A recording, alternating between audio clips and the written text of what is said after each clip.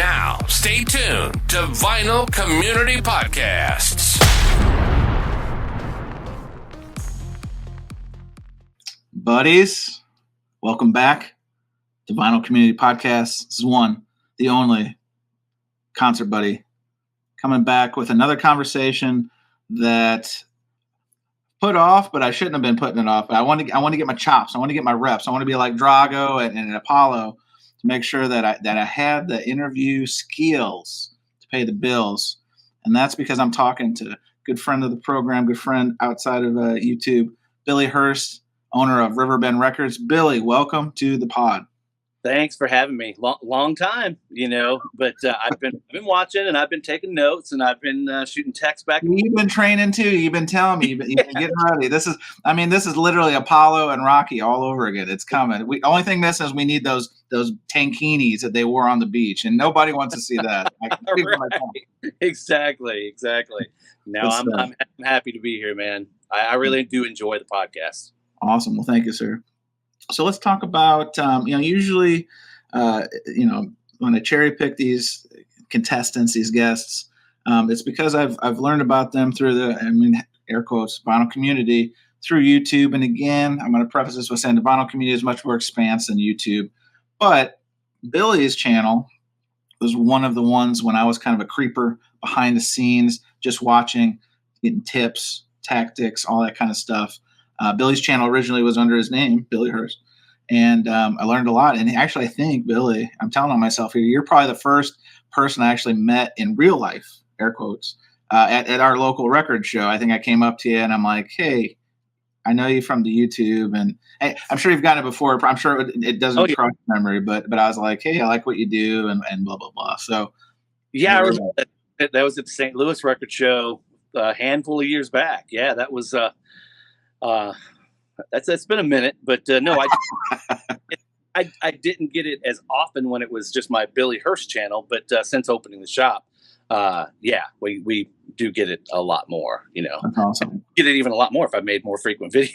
Well, we'll get into all that. We'll get into the shop, the videos and stuff, but walk me through, how long had you, well, first of all, when you make the choice to start doing videos in the first place, what was the inspiration, the motivation, the consternation, anything intonation to doing that? Because, is it a labor of love? Is it like, I just want to, talk about records. I've seen other people do it. Take us through that.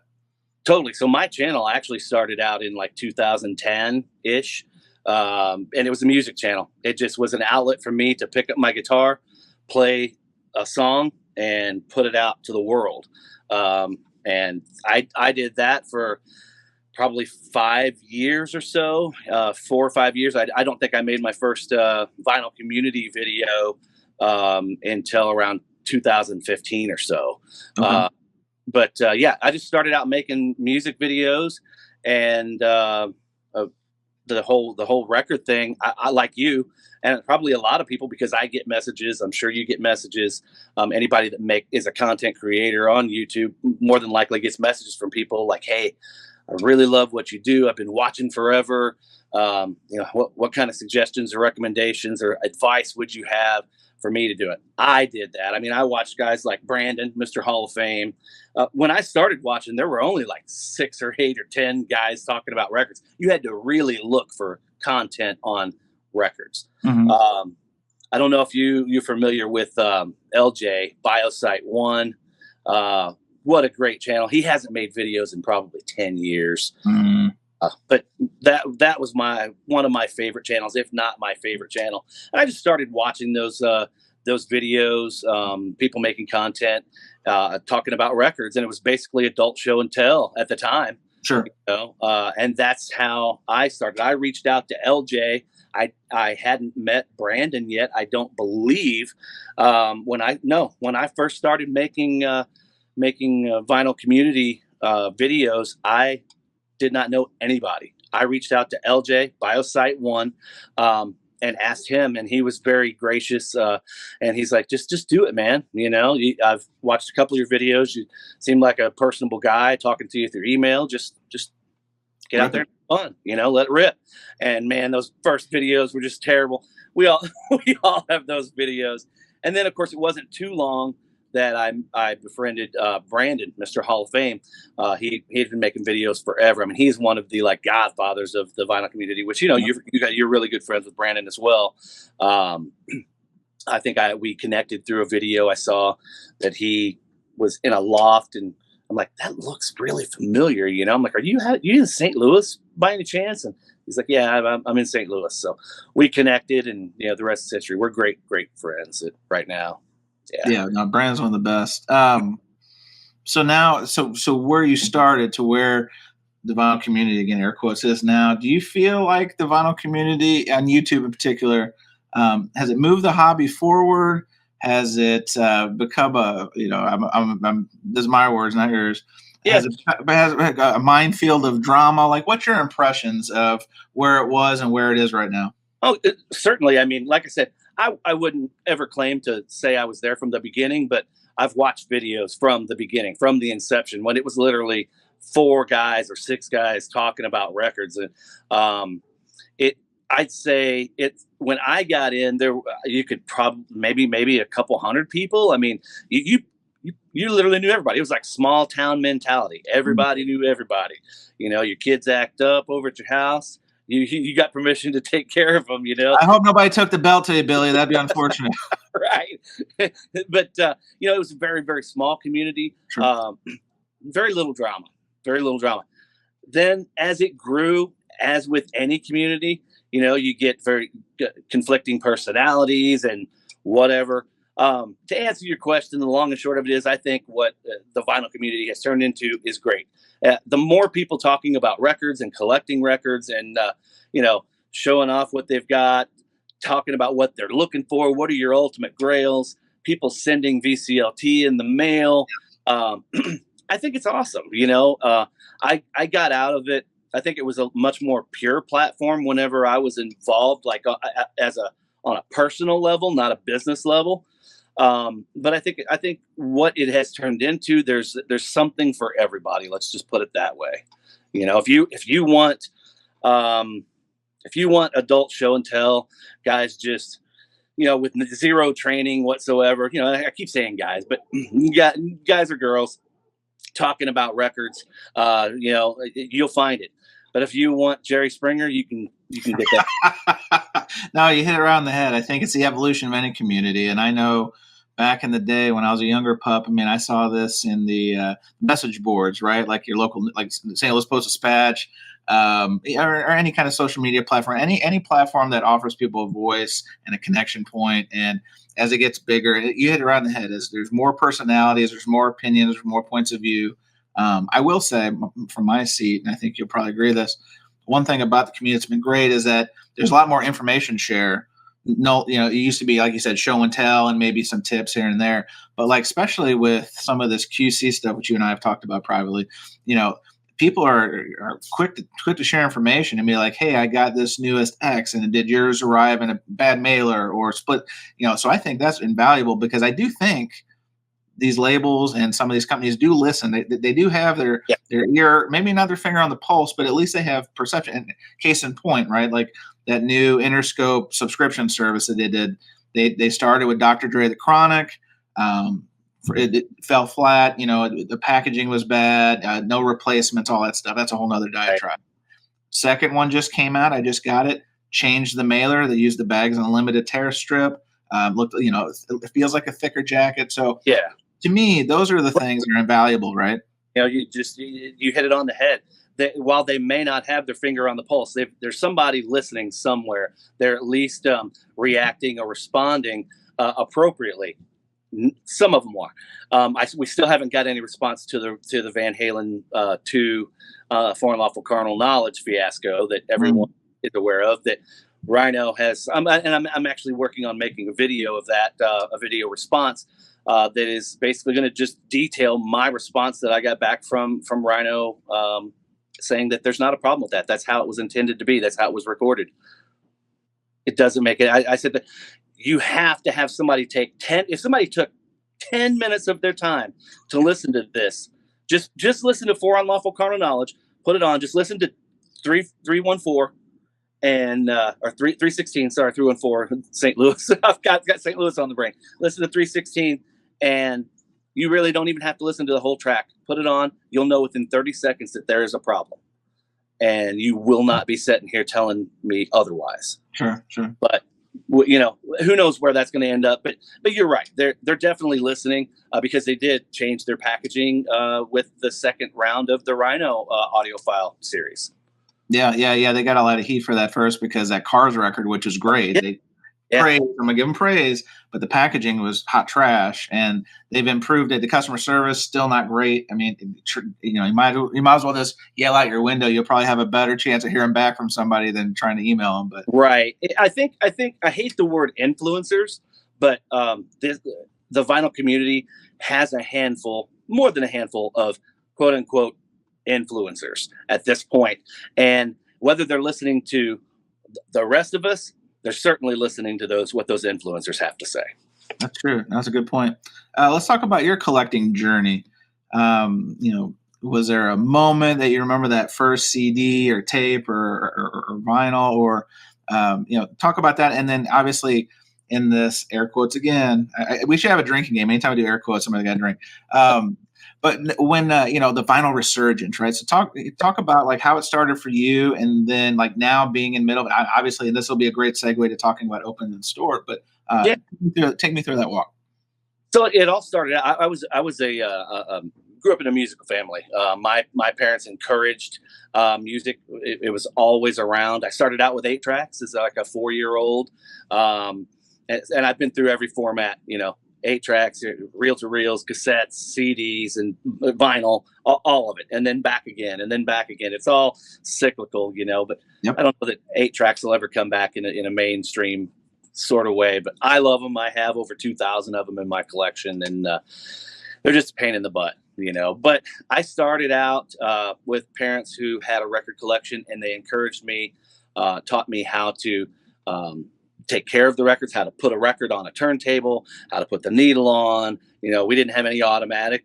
It was all just put it on, drop the needle, let it go, return it. And then they also taught me how to care for the records, put it back in, put it in a sleeve, put it away. Don't leave anything out. But they encouraged me as opposed to keeping me away from it. Don't touch this, this is mine, this is ours, this is for the adults, And I think that was great. And then of course I had my first little Mickey Mouse turntable. It wasn't a Mickey Mouse turntable, but it was, in the grand. I know exactly, like a Fisher Price, like that carrot. Yeah, something that's just a beginning. Yeah, it would have been a Mickey Mouse turntable, when I was a kid. But I always collected, even at the time after I'd advanced and let's say graduated to cassettes and then CDs.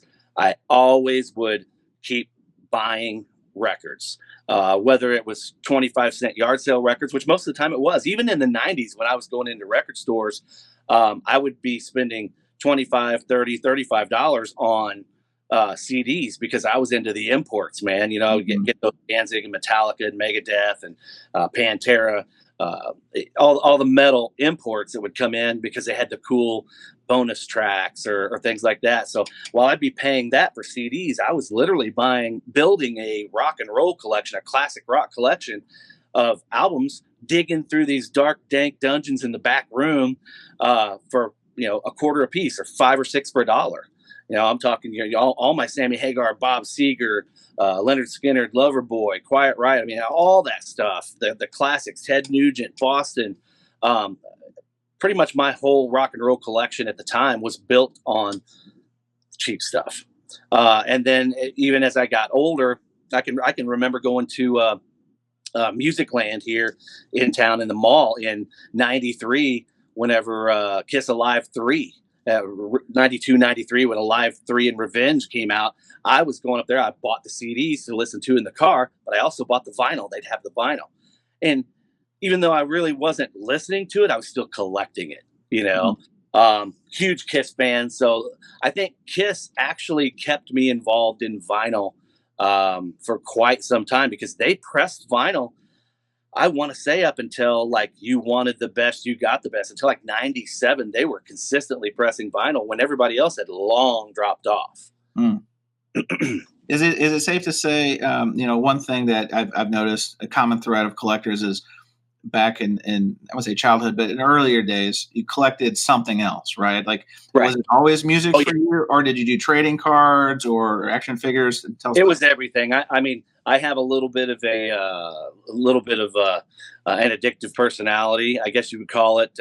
Not necessarily a hoarder. You know, I don't mind getting. Hoarders don't ever get rid of anything. I tend to get rid of stuff and get something new. You know, find a different habit to latch on to. You know, but no, I was that baseball card kid. Whenever I was growing up, as well as I didn't really ever. I never looked at myself as a music collector until about 10 years ago, to be honest with you, 10 or 12 years ago. I was just a music lover. But I can actually safely consider myself a music collector as of like 2015, 2014, something like that. Like I said, around 10 years ago, it really kicked it into another gear. But yeah, baseball cards and yeah, I dabbled in comic books and things like that, but mostly baseball cards, sports cards. That went during my time in Nashville. That's how I made my living. Was I managed sports card and memorabilia shops for 5 or 6 years. Okay. Yeah, I mean that was my first business when I opened up when I was 13. My mom and dad helped me open up a card shop. So I had my own card shop until the flood of '93 came through and wiped out the building we were in, and then I picked up a guitar and started playing music, and the rest is kind of history. Ended up going to Nashville and all that stuff. Billy, I'm jealous because when I was a kid, that was in my little small town. I had those illusions of grandeur. I'm like, oh, I'm going to open a card shop. Right. I even had this wrecked building. It would have failed because there's nobody out in Cedar Hill, Missouri, going to trading cards. But just like that. So that's awesome that your folks helped. Oh yeah, that 1989, man. 1989 Upper Deck came out, and we had all that stuff. I mean, that's really when it started for me. The Billy Ripken, sure, the Flair 89 or the Griff 90, yeah. 14, 15 years old. I just turned 15, January of '89. We opened the shop, and here's the Billy Ripken card. Yeah, it's pretty cool. I think, if I'm not mistaken, I think Mike Esposito has, at the In Groove, has background in sports cards and memorabilia. Yeah, that's about right. Yeah. It's funny now looking back, to diverge on the sports card thing for a second. Now looking back, knowing what we know now, I'm sure you've heard of all the things of like Upper Deck holding back the sheets of Griffey rookies and all that. Like, and at the time you're like, oh man, this is going to set me for life as a kid. Right. And then you come find out it was like the comic book was the same thing, mass produced, and it's a little bit different than vinyl. It doesn't really seem to hold, at least from that era, the cards. Now cards are a whole lot different, but they didn't hold their value as well as some of the records we're finding. Well, if it weren't for grading saved the trading card industry. Mm. And we've discussed this in private as well. I think to a degree, it won't necessarily save it, but it will definitely launch this industry into, I'm thinking, I believe in, and me and Mike Esposito have talked about this before. 5 years ago, I said, it's just a matter of time before they start slabbing records. Everybody's like, you're crazy. You won't be able to listen to it again. I'm like, well, you can't read a comic, and they've been slabbing comics for years. You read it digitally. I do love the fact that the advancements that they're taking, being able to digitize. You get a scan, like when you get your record slabbed. They offer the service that you can actually have a digital version, a high resolution, lossless digital version of that exact record. It's a barcode on there. You scan it. So yes, you can listen to it. That record, that exact record that is slabbed. So I think we have a long way to go, but it's good. It's good to see that they're getting the ball rolling. Somebody's taking the bull by the horns. Yeah, it's definitely an interesting conversation, and some of the feedback, talking about when I talked to the guys from BMG is they were very quick and out front and said, like, this isn't for everybody. But there are people who are interested in that, and I think it's very smart of them to lead with that, because I have shocking vinyl community. I did hear some very pointed opinions on it, and respectfully, nobody was like, I hate your guts for doing that. But yeah, to your point, I think that anything that pulls the hobby forward, even if it's a sideways, or however you want, directionally, I think is good. Grading, and again, we're not going to waste our time here on this. I've talked about this, but the grading is such a quagmire of inconsistency, because nobody can even agree on what the set standard is. There's so much bastardization or making things up or making up your own terminologies that I don't know. I mean, pluses do we need? But honestly, that is a product of, it's a byproduct of something like Discogs or whoever, that there's such a huge gap. There's such a step between VG Plus and near mint. So what are people going to do? You're opening the door for them to add pluses, VG plus, or the gold mine standard is an excellent. It falls in between those two. And I think we use that. We incorporate the excellent grade because there's far too much of a gap, in my personal opinion, between VG plus and near mint. Yeah, I'm with you. Yeah, I think back again, put it on the trading card thing, like when Beckett pricing guide. At least there was people, and again, this isn't to beat up on Discogs, but you're exactly right. Somebody needs to like be the tip of the spear in setting some degree of standardization. I don't know if it's going to be the BMG guys. That's something we talked about in our talk, but somebody does, and you're exactly right. Discogs is dropping the proverbial ball there, because they are setting the market in a lot of ways, pricing, availability, a marketplace, all that stuff. So I'm the same way I did back in the day with trading cards. You're exactly right. To their credit, they're really working very hard behind the scenes.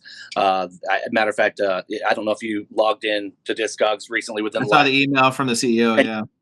And I think from what I can read into that, it sounds like changes are coming and in that positive direction. I hope so. I mean, I'm a natural pessimist, so I got to lead with that. But I do appreciate, from a messaging perspective, acknowledging it now. And we talked about this too, going back to Record Store Day, the amount of fraud and the lack of oversight is a real challenge. And it sounds like they know of it. I mean, they are very out front. I think this is the second message since Spring Record Store Day. This one obviously had CEO Kevin Szymanski, or whatever his name is, on it. But yes, I mean, anyway, don't mean to talk about Discogs. Let's talk about some. It's part of it. We're collectors, whether we like it or not. And the fact that there's somebody out there that is influencing what we collect and how we collect and how we move forward or move laterally, that they're paying attention, at least, that's good to know. At least okay. I want to believe, Billy, you're more optimist than me. I'm starting to pick up on it. Hey, but what are you going to go through life? There's too many doom and gloom guys out there. That's right. The market's corner on those, and we know a few of them, but we won't go there. So let's talk about the fun stuff, and the reason I wanted to have you on the pod. One of the big reasons is that you have done what a lot of us hardcore collectors have thought about, have flirted with, and that's opening your own store, RiverBend Records. And so now you've been in business 3 years? 3.5 years. Right. A little over 3 years. Yeah. So I'd love to pick your brain about, again, a lot of us think it, but you did it. Walk us through, like, putting pen to paper, getting, going to the bank, all that kind of stuff. And then, and if you wouldn't mind, like, what are some of the pitfalls or the challenges that maybe you didn't see? Because, planning and preparation will get you so far, but until you're like in the weeds, I'm sure there are some things that popped up. So early days and those first like weeks, months, years, tell us about it. Well, in order to tell the story of RiverBend Records, I got to take a second and at least let fill you in on what I was doing prior to this. Okay, sure. That's cool. Oh, of course. I'm a professional photographer by trade. Right now, I still currently am employed by the St. Louis Cardinals. I'm a team photographer. Have been going into my 10th year. I started in 2014, so we're going into my 10th year personally, and it's a job that I thoroughly enjoy. But in 2010, I started. My wife and I moved back here in late 2004, and a buddy of mine, right out of high school, started working as a union laborer, scaffold builder. Okay. And, hey, if you need some work, I can get you some work. And I had never done any like hands-on construction type work. Went through the training, did everything, got certified, and just got into the union laborers hall and worked as with the scaffold builders as a laborer. And it was a job that I thoroughly enjoyed and loved. Did that for 6.5 years. without missing a lick. One of the best jobs I've ever had. I really did enjoy it. Then the housing market crashed in between 2008 and 2010. It was Yep. The brakes went on, and I went from working, 5, 6, sometimes 7 days a week when we'd be on turnarounds or outages at power plants, to working 2 days a week or sitting at home. And I'm like, this just sucks, absolutely sucks. Sure. Unemployment pays better. And I didn't want to be that guy. I drew unemployment for like 6 or 8 weeks. And I'm like, this is not for me. I'm good. I don't see how people sit home and watch daytime TV all the time. I would go crazy. There's only so much Jerry Springer anybody should watch. I'm with you. 100%. So as always, my wife and I put our heads together. What are we going to do? You fall back on things that you've already got, skills that you already had. And one of the skills that I had is with a camera. I was a photographer, and I said, well, let's start a youth sports photography. I used to do portraits, and I thought, I love sports, I love photography. Let's meld them together. And we started Front Row Photo in 2010, and we shot all the youth sports, from T-ball all the way up through high school and even some college stuff. And that lasted until 2020. I mean, we had a very, very, very successful business doing that. In addition to 2014 getting hired on with the Cardinals. So I was doing both of those things. And then in 2020, COVID, global pandemic hits. Mm-hmm. And there is Illinois, you live right across the river. Illinois is it was pretty rough on if you lived in the IL, if you lived in the 618, it was tough. We did not have any youth sports, and the mix got put on indefinitely for that year. So I had always talked about opening a record store, but it was going to be a retirement plan, 10, 15 years down the road, and certainly not on the level that we've done it at now, Mm-hmm. much smaller scale. We're going to do it. But two things happened, man. One, I was forced into it. I had to do something. RiverBend Records was born out of necessity. Okay. In the middle of a global pandemic. And I talked to my wife, and she said, let's do it. My sister is a real estate agent. We looked at like 12 different locations. With anytime you start a business, it's location. And I've always loved the location we're in, but I never in a million years would have thought it would have been available, because it was Black sporting goods for 40 years prior to it being RiverBend Records. And they had no reason to leave until COVID hit. Okay, interesting. Unfortunately, forced out of business after 42 years. The building became available. The stars aligned, so to speak. My sister put my wife and I, in touch with the owner of the building, and we were able to purchase the building, from him. We were looking. I talked with Dylan at Noble Records a lot, who at that point he opened up exactly a year before we did. So he just celebrated I think he opened up 2 years, because he just celebrated his 5th year anniversary, right? I think it's fourth. Yeah. So he's a year. He celebrated a year before we did. He opened a year before we did, and he was very vocal and very helpful in, hey, if you can find a spot for this amount or less, here's some distributors that you can get help with. He was amazing, and it still is amazing. He's a great guy, as I'm sure all of you guys know that have watched his channel. Yep. But we found a spot, and then from finding the spot, it was about securing the financing. I had amassed a rather large collection over the 30 some odd years of collecting, 25, 30 years of collecting. I was always buying collections. Even the last 5 or 10 years, I started really buying collections. And you can see, if you go back and watch some of my early videos, you've probably seen them where I would show off, man, I just got this monster collection. And I would have a hard time getting rid of stuff. So I had 7 or 8 or 10 copies of Led Zeppelin records and Pink Floyd records. So I had a built-in inventory. I just sacrificed about 30 to 40% of my personal collection. Let's say 40%, just to be safe, and opened up the shop. The biggest challenge was opening up in the middle of a global pandemic. everyone's safety comes first. Not only, but you guys as customers, your safety comes first. So we didn't want to do like most record stores and cram everything in at once. So we started out in a big building. We have about a 3,300 square foot building. And we started out with, kind of a skeleton system, a couple record shelves on each end. Our CDs and cassettes were in the same room. And obviously in the 3 years that we've been there, we've expanded quite a bit. Yes.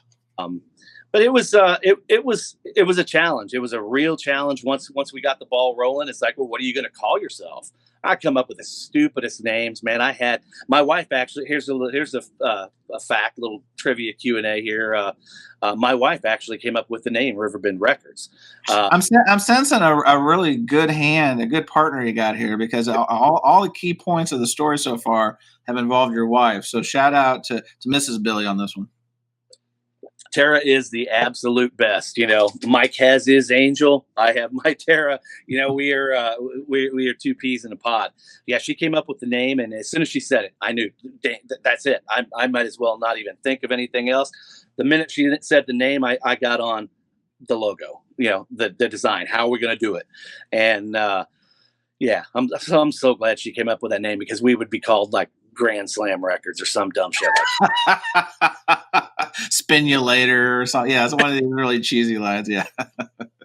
Having a baseball, I'm a natural baseball fan, football sports fanatic. It would have been something stupid to try and tie in sports. Of course. I would have probably done something. So that's the beginning of the store. So then as COVID's kind of relaxing a little bit, now you're starting to get hopefully some positive momentum, but also some things maybe you didn't foresee, right? Like, tell us about like the things that are important, particularly if, like, I don't know, if this is the blueprint, somebody's listening to this and being like, here's somebody who's done it. What are those things that you found important and vital to here 3.5 years later and expanding? And we'll get into that in a second. A thriving shop, in my opinion. Well, like you said, opening up in the middle of COVID that had presented so many different challenges that we just we took with a grain of salt. We took it all in stride. We were all learning together, the customers as well as us. The question was, without getting into too much politics of it, the politics of everything. It's like, do we have a mask mandate in our store, or do we not have a mask mandate in our store? We're all responsible adults. Mask up if you feel like you want to mask up. We were masked up for your benefit. If you don't feel like it, who am I to tell you to put on a mask? Sure. So we had a very, very loose policy there. Was it the best policy? I don't know. But it worked for us, and it worked for our customers. I mean, hopefully we didn't alienate too many customers, because you never want to do that. But we learned as we went. And everybody seemed to be fine with it. But there are so many challenges when you open up a store. It's like the first challenge was inventory. What are you gonna do for inventory? Well, the first challenge is obviously finding a spot. We found that spot. Sure. Once we found the spot, we had to literally. It was a sporting goods store for 40 plus years. It was nasty. It was now they had kept it clean, but. It was. Hang on, this isn't like a locker room. There wasn't any jocks in the back or any of this kind of sweat socks. I'm sure there were, bro. I'm sure there were. But literally, it was pegboard walls. We stripped it down to the studs and the concrete, and new carpet, new hardwood, new lights, new walls. All the while, I don't know jack about construction. I mean, I built scaffold. I helped guys build scaffold, but I don't use a circular saw and a tape. I couldn't tell you what 12 5/8 is, Well, Billy, show your hands real quick, because for the people who watch this, you got all your fingers, so you did something right. I do. But I had a really good friend, a couple really good friends. Brandon came over and helped out with the demo part of it. He's like, bro, I'll help you tear down, but the building part you need to leave to somebody else.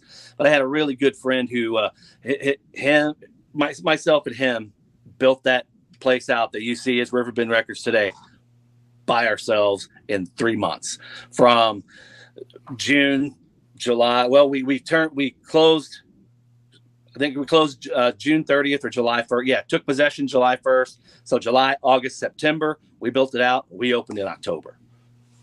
So that was a challenge. Once you figure that out, what kind of shelves are you going to have? How are you going to build the shelves? Where are you going to get your inventory from? I mean, so many obstacles and hurdles. And like I said, I'll be the first to admit I had some great people in my corner. Dylan at Noble Records being one of them. He was a great companion to have. There's a lot of great shops in this area. What would you say? We probably have a dozen shops in this area, in the metro. Yeah. I would say, and I've told anybody this. I think the St. Louis metropolitan area, I'm just generalizing, right?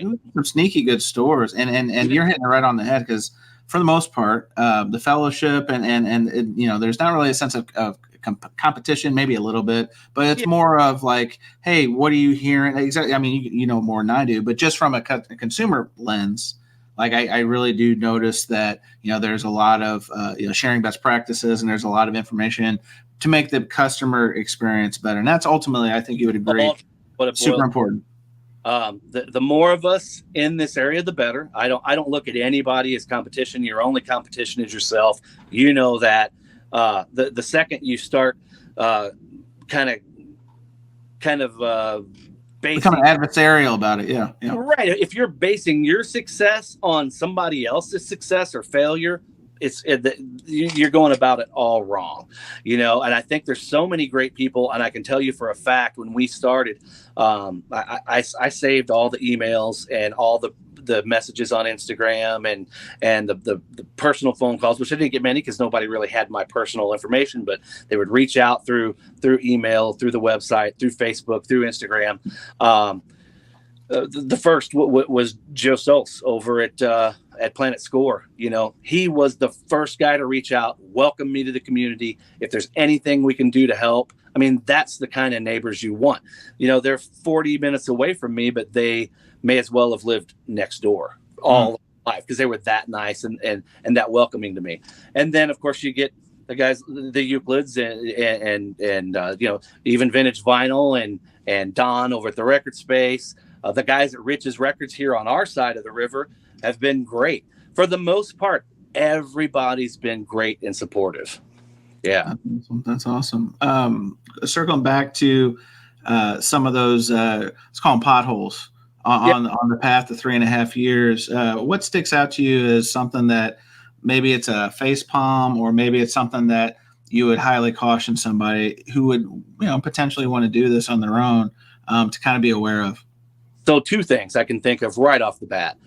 Number one, when we talked about stocking your store, that's a huge hurdle. That is a giant hurdle. I had all the used inventory that I needed to get started. I didn't have to go out and spend a whole lot of money stocking a 3,000 square foot store with used vinyl.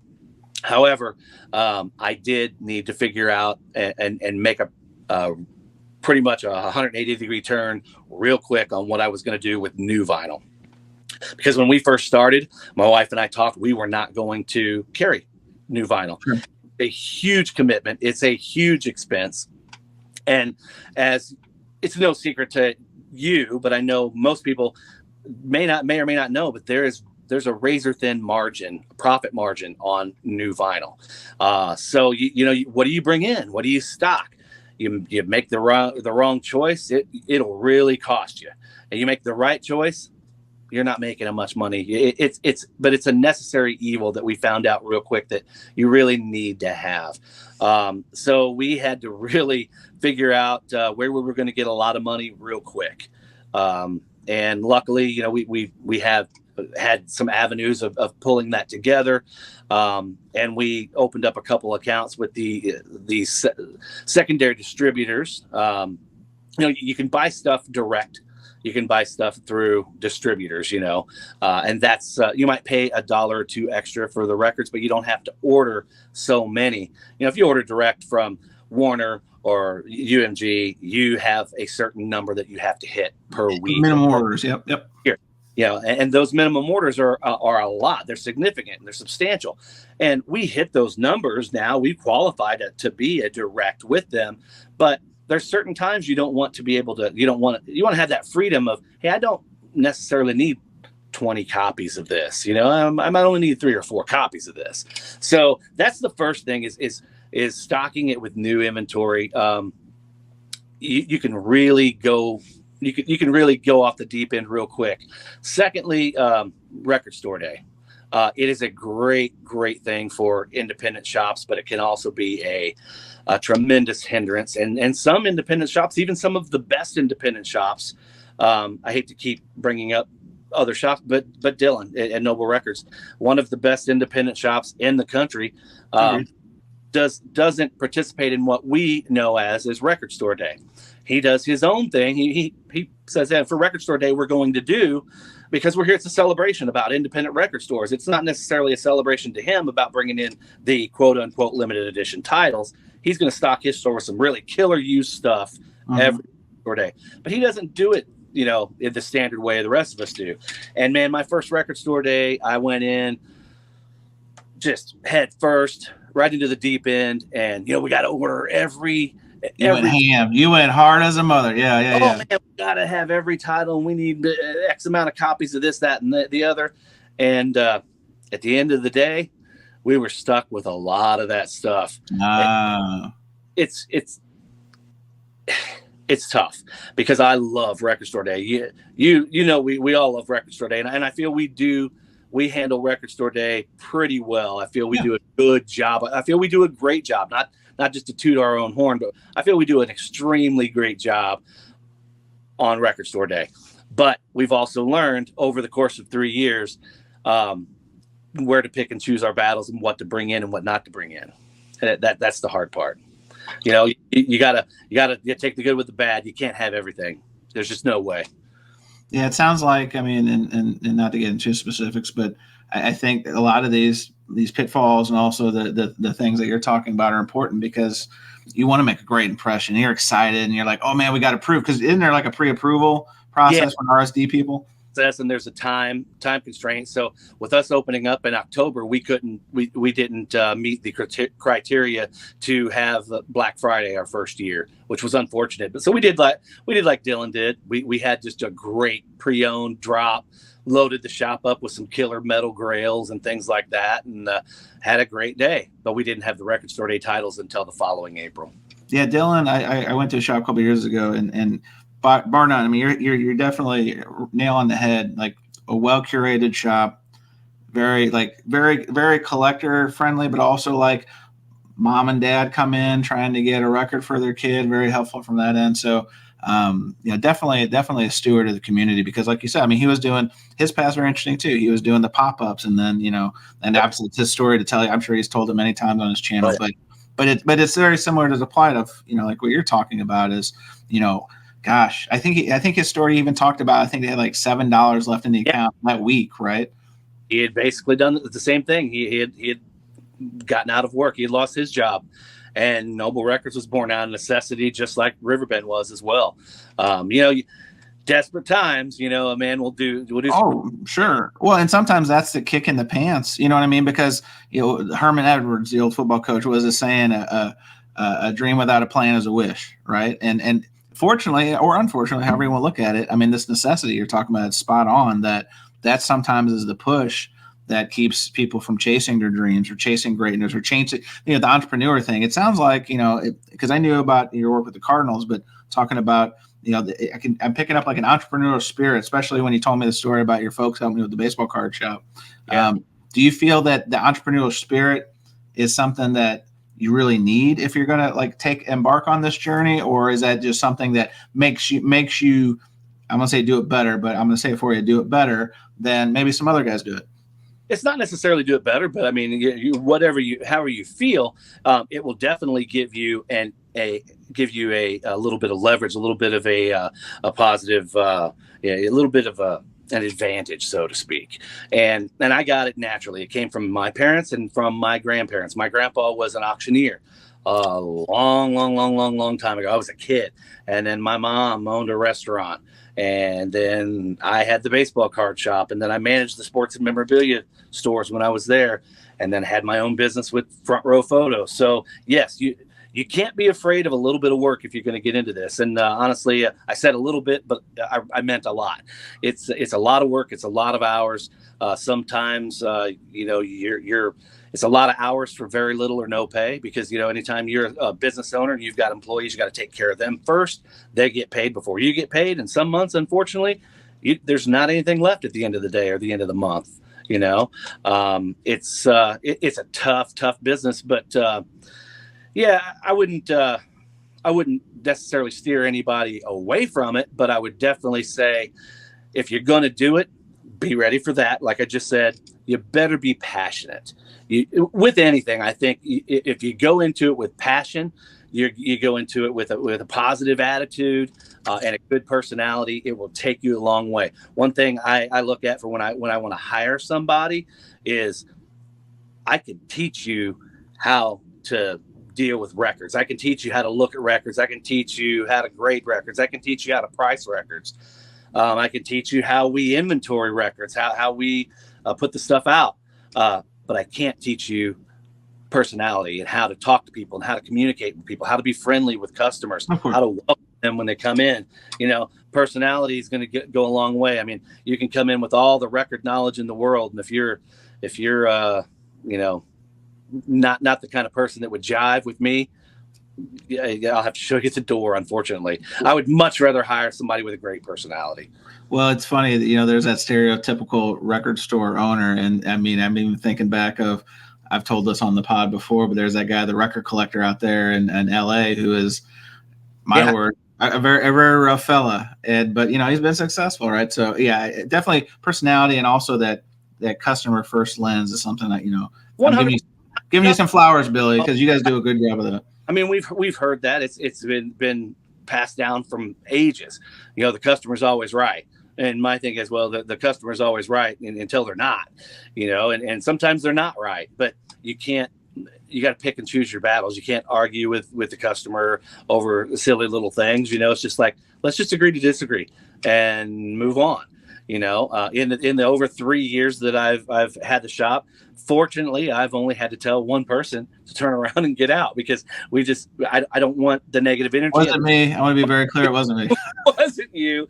And it wasn't my proudest moment. No, but the guy negative energy kind of feeds on negative energy. And as much as I try to be positive, I could have been having a bad day that day. We all can't be sunshine and rainbows every day, but the whole thing, I don't get, Chance, you mentioned it about the stereotypical record store owner.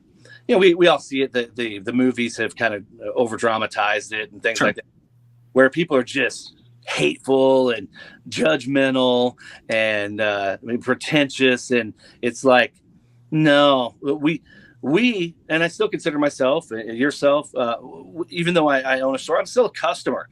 I still shop at places. I still have options, and in this day and age, with the internet and everything else, we have endless options at our fingertips. Who wants to be treated like crap?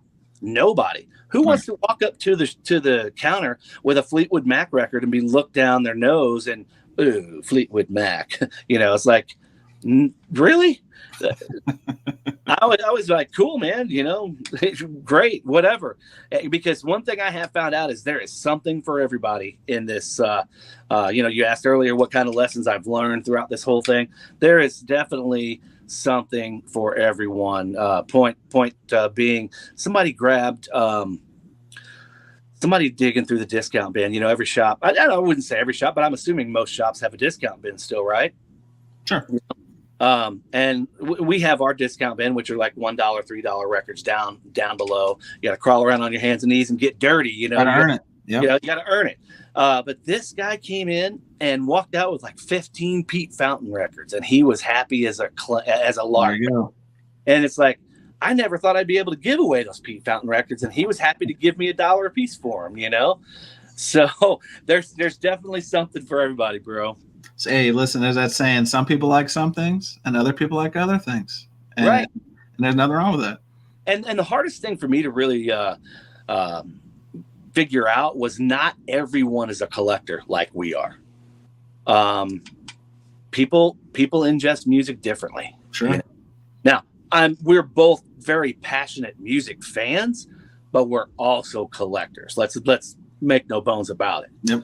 You know, and that was a hard thing for me to really swallow at first. It's like, wait a second, not everybody's a collector, because we instill the great every record on the top shelf is ultrasonically cleaned, put in a rice paper inner sleeve. They're priced, they're graded. You know, the record and the sleeve is graded, and then they're put into a resealable crystal clear outer sleeve. And while people appreciate that, I get people that just give me those sleeves back. They hate resealable sleeves, or they'll tear off the set. They don't care. I shouldn't say they don't care. They don't care to the level that you and I care. Sure. I appreciate that. Well, before we rounding third, I'm going to borrow a baseball analogy. Rounding third here, but what kind of aims do you have for the shop? I mean, do you, and we've talked about this probably, so it's no secret what I'm about to ask you, but like your online presence, one thing you do a really great job of is your Facebook auctions. And the next one kind of cheap plug for you is probably when this airs on the 18th. You guys will be having one. All the information will be in the show notes. I'm going to have it here on the banner if you miss this and catch it later. But is that where your head's at? Is expanding your reach to not only your locals, because the locals are the lifeblood and they're the ones you got to keep those steady eddies coming in all the time. But getting RiverBend Records out there, and then also making those touch points with a larger group. Is that where your head's at? It's definitely a goal. It's a long-term goal, but it needs to be approached as a short-term attack or a short-term approach. I need to really start implementing little things now, like the Facebook auctions that we've been doing, the live sales. We call them auctions, but it's a really live sale because sometimes we don't implement the auction part of the sale. It's just a sale. Everything's a fixed price sale. We've been doing that now for, a little over a year, and they've been extremely successful. We have dabbled a little bit in the Whatnot platform. I may go back and revisit that at some point. But yes, definitely expanding our not only our sales, because the sales are the lifeblood of any shop and any business. But I just want to have content. I think I need to, my goal for this year is to really provide a little bit more and hopefully a lot more content. Just be a little bit more creative, be a little bit more in your feed, and just talking about records, letting people know, let them kind of stay on the forefront of their mind instead of the back, that, hey, we're here should you need something.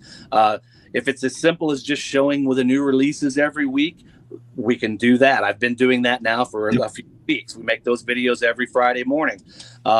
Sometimes the stuff's not always in. The reason I didn't start doing it earlier was because I was pretty upset that a lot of the times we wouldn't have everything until Friday. Those JITs, those just in times, right? Right, exactly. So, but one thing that I have figured out, and I've learned from just watching Mike over at the In Groove, he makes those things religiously and consistently, whether the stuff's there or it's not. And you know what? If it's not there, it's not the end of the world. People understand, hey, and Mike's just like, at the time of this video, I don't have the Motley Crue, or I don't have the Van Halen one steps or whatever. And then by the time you're watching this video, they'll be in, and and it shouldn't stop me from ever making content. And that's my goal, is to just create more content, create a little bit better YouTube presence, because our social media presence outside of YouTube, I think, like you said, and I do appreciate the compliment, I think it's pretty strong. Makes sense. So we're almost at home plate here. No, we're good, man. I was gonna issue some of these lightning rounds, but I see over your shoulder, and I think this is gonna be my fun question I'm gonna ask you. So did you get the Van Halen one step? Is that what I'm seeing over there? Yeah, I got the one step today, and I've only had a chance to listen to it one time. I had to go into work and do some work today, and they showed up, so I brought one home, and I've listened to it one time through, and yeah. What is the appetizer? Is it what we've been waiting for, or do you need more time with it to really make your sound opinion? I need a little bit more time, but I think just from a first impression, it's amazing. Okay, because a mutual friend of the show, Melinda Murphy, Right. was first to market and talked about how great it was, and so I was a big knucklehead. I had this 2-year pre-order in for a long time, and I finally I had enough. I got the oven mitt, and I'm like, you know what, Mobile Fidelity, I've had enough. I'm canceling my order, and now I'm hearing everybody say how great it is. So guess what? I'm probably going to end up doing. Well, just come over to the shop. We'll take care of you. I will tell you, I did the same thing. We had 24 of them on order, 20 or 24 of them, all of them on order. Then the whole DSD thing came up. Oh yeah. Both by gate. Remember, because we all ordered our stuff before this all happened. Yes. And as a business owner, you have to take into consideration, will fallout from these guys affect me and my business?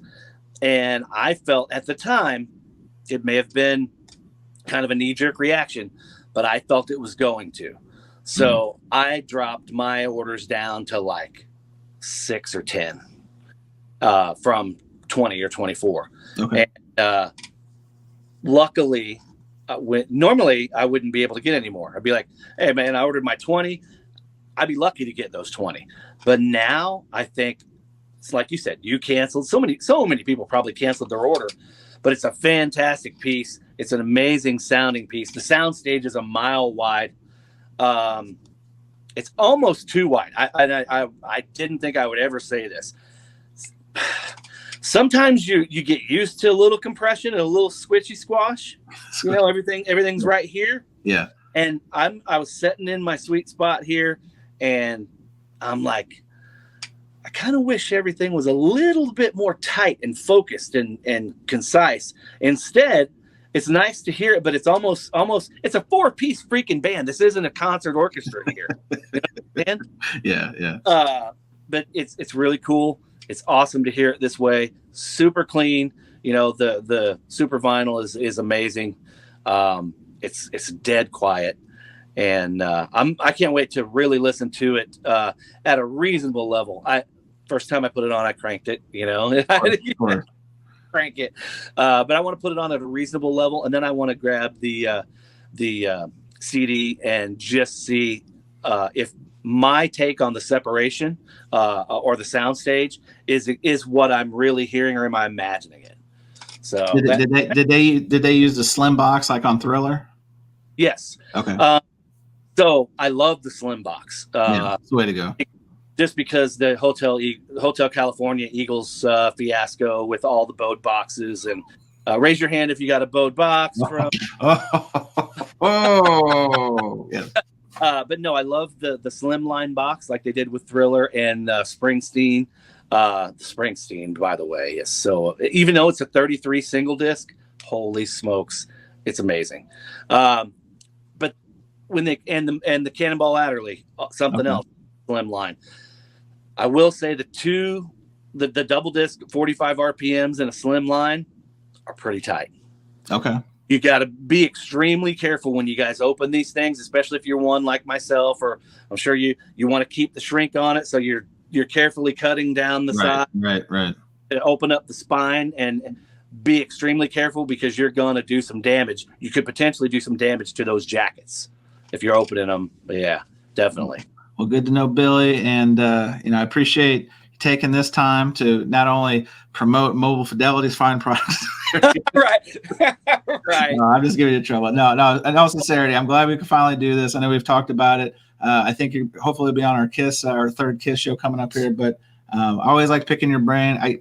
My wife knows whenever I go to RiverBend, obviously I'm going to be there for a while, because I just love shooting a breeze with you and talking shop, talking the hobby. So anyway, appreciate it, Billy. Thanks for coming on. We could talk another hour, honestly, but I feel like getting shortchanged. Maybe we just talked too long, but no lightning round. No. The lightning round is there, but I had to pivot because I got to keep it tight. And I saw that Van Halen, and I was like, host, executive producer, great looking guy. All these things come at me at once, and I just have to manage them. So Billy Hurst, RiverBend Records, 12/18 will be the next Facebook auction.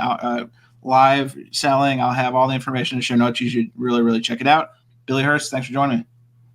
Thanks for having me, buddy. Appreciate it. And that was another trip around the turntable. Thanks for listening to Vinyl Community Podcasts.